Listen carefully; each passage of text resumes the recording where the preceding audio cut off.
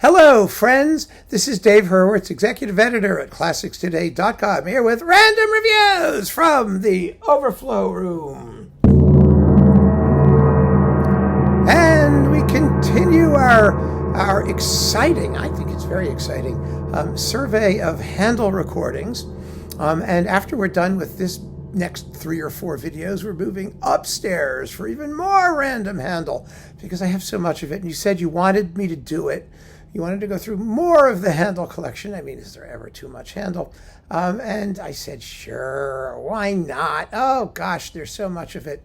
And it's such a thrill for me to actually go through it after, a couple of years, because, I got most of my Handel. I guess it's almost a decade ago when I was writing my book on Handel. And there was just a lot I hadn't heard. And fortunately, we were spoiled for the fabulous amount of Handel recordings that were out there. So I was able to go and collect just piles of it. I had such a good time. So it's good to see what I had, and to go through it again and listen to bits of it and whole things sometimes. So we've got Rinaldo with Marilyn Horne, one of her absolute classic roles in the Handel revival. Marilyn Horne, Cecilia Gazdia, Ernesto Palacio. I mean, what a great cast this is, with the Orchestra del Teatro La Fenice in Venice, conducted by John Fisher. Now, this is only 2 CDs. The whole thing is about 2 hours and 10 minutes long, so it's pretty substantially cut. But, this is what happens in live performances. You take the score and you tailor it to your production. That's normal. That's what Handel did. Nowadays, we do everything that he wrote in as much detail as possible to be authentic. But the reality is, if you want to have a vibrant theatrical experience, sometimes you have to fool around a little bit and, adjust the music accordingly. And Handel certainly would not have been surprised. In any case, it's really a vehicle for Marilyn Horne, who is amazing, and it's on Nuovo Era. So there you go. We've got Rinaldo, and then we have Israel and Egypt. Wonderful performance with Charles Mackerras. Now, Israel and Egypt is the quintessential Handelian oratorio if you are a chorus nut, because it's nothing but choruses. I mean, there's really very little story. It's just one great chorus after another. And, you have the plague choruses. It's so much fun. Originally, the whole piece is quite short. It's only about an hour and a half. And so Handel added a opening act, which was an actually adaptation. It wasn't even adapted. He just played it literally. The funeral anthem for Queen Caroline, The Ways of Zion Do Mourn, which is very, very beautiful.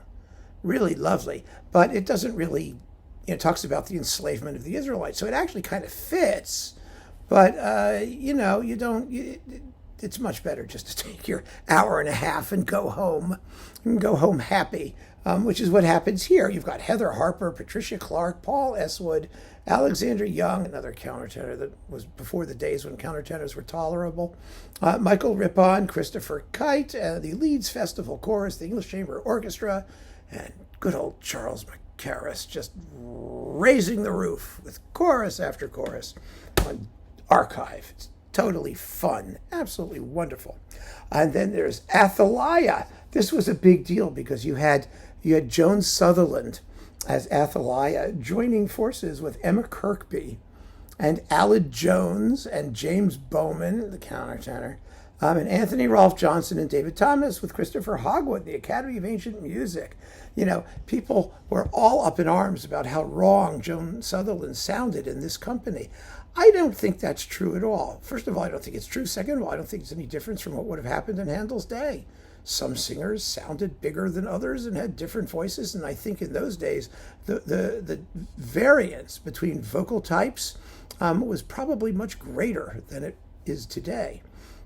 So I have absolutely no issue with this. It's a fun performance of a wonderful oratorio, by the way.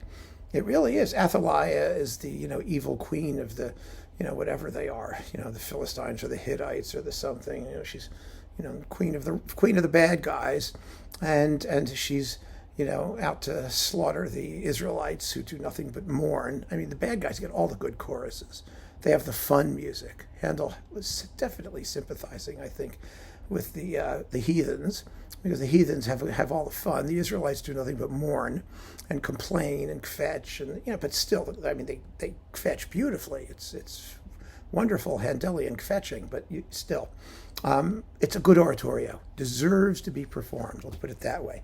Then we've got the Gardener Messiah, a known quantity, with uses some different versions of certain arias, and you've got a big, huge cast here with Margaret Marshall, Catherine Robin, Charles Brett, countertenor, Anthony Rolfe Johnson, Robert Hale, Saul Quirk, the Monteverdi Choir, Crispy and Steele Perkins playing the trumpet. He contributes. I noticed he actually wrote a very kind comment on this channel. Maybe he can talk about the making of this recording, if he feels like it. And the English Baroque soloist with John Elliott Gardner. It's a fine Messiah. It's typical Gardner. It's very well regimented. It's well played and well drilled and well sung. And if it's maybe lacking a little warmth here and there, well, that was Gardner. But it's a fine performance. And I've hung on to it all these years because it really is worth returning to. And last but not least, another fine Handel Gardner performance, Solomon, which we've talked about. We've talked about it before. I mean, we talked about it fairly recently for some reason, if I'm not mistaken. I have a few of these sitting around. I think you should always have a few of these sitting around. Solomon is fabulous. You've got Carolyn Watkinson as Solomon. It's a mezzo-soprano role. And the two harlots, Joan Rogers and Della Jones. Oh, it's such a fabulous scene. It's just one of those great things. I mean, it's the best thing in the oratorio is the scene with the harlots. And we've got a couple of really first-rate harlots here. They sound really at odds with each other. And it's terrific. And you've got the Queen of Sheba, who is, let's see, Barbara Hendricks. Oh, she's sexy. Yeah, Barbara Hendricks. Nancy Argenta is Solomon's queen, not the Queen of Sheba. Zadok the priest is in here. Remember Zadok is in the coronation anthems. Anthony Rolfe Johnson, and then Stephen Varco, and everybody just has a grand time. Solomon has choruses in 8 parts, and they are glorious. Whoa, these antiphonal choruses, you could just knock me over with a pin. They are so brilliant. So that's a lot of fun. And so go for it. Get your Handel going. I mean, my goodness, that's all wonderful stuff. So keep on listening, friends. Thanks for joining me. Take care.